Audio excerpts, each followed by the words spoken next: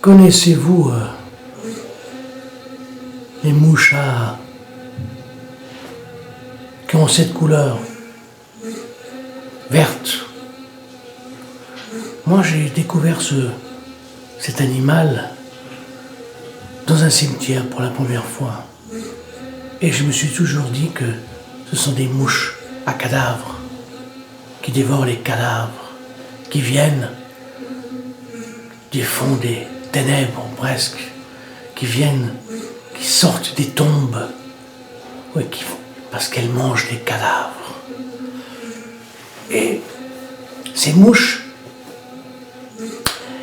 elles apportent le message de l'au-delà. Alors cette mouche-là, elle est venue se coller virtuellement sur mon ordinateur. Bah oui, maintenant, les anges, les démons, Dieu, tous ces gens-là, toutes ces personnes, toutes ces divinités viennent à vous par l'ordinateur. Ça, c'est ce côté fantastique, un peu, pas littéraire, mais romanesque. Et en même temps, ça peut vouloir dire qu'il faut se méfier de ces messages étranges qui viennent de l'au-delà et qui font un bruit étrange, le bruit de la mouche. Eh bien, cette mouche est venue me dire que, en quelque sorte, j'ai eu raison.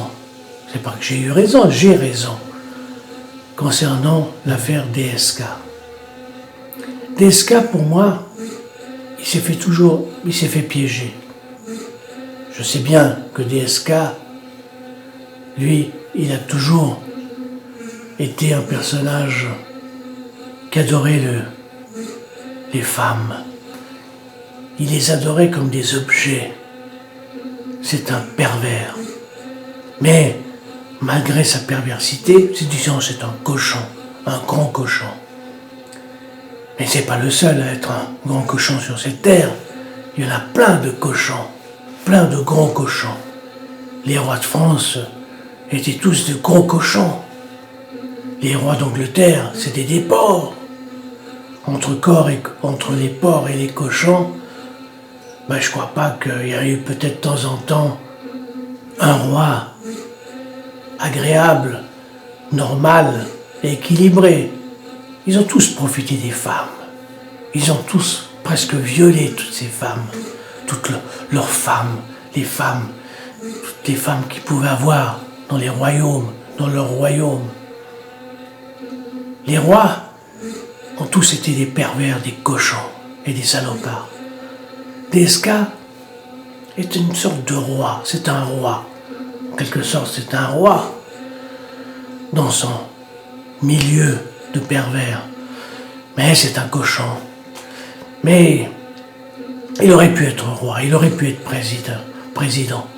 Parce que malgré sa perversité, est-ce qu'il est vraiment pervers? Je dirais, c'est pas tout à fait un pervers, c'est quelqu'un qui adore le sexe, qui l'adore comme d'une façon un peu démesurée, un peu exagérée. Mais qui n'aime pas le sexe? Hein? Qui n'aime pas le sexe? Les prêtres? Mais croyez-vous que les prêtres font vœu d'abstinence et s'abstiennent jusqu'à la fin de leur jour? Même le pape.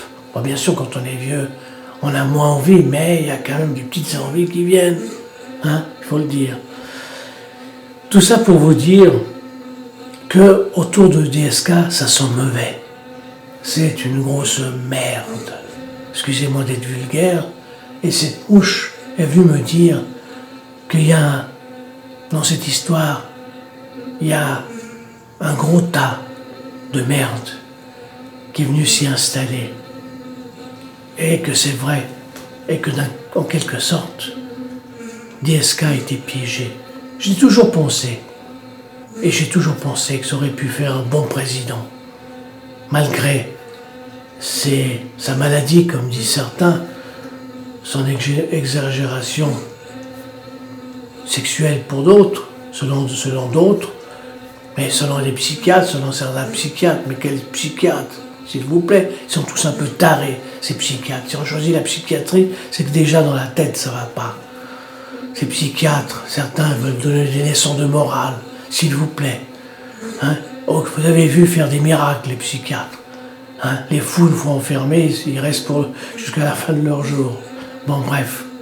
Alors, mouche à merde. Peut-être. Et si je la faisais taire? Hein? C'est possible. Avec un simple... Voilà. Et j'enlève. C'est pourtant facile. Tout est facile. Avec l'ordinateur. Avec Internet. Tous les messages peuvent à la fois être truqués, exagérés. On peut faire de la mise en scène. On peut être ridicule. Comme maintenant, j'ai pu être ridicule, peut-être. Mais la manipulation des médias, du monde, du gouvernement, tout est possible. Tout est possible. Tout est cinéma, finalement.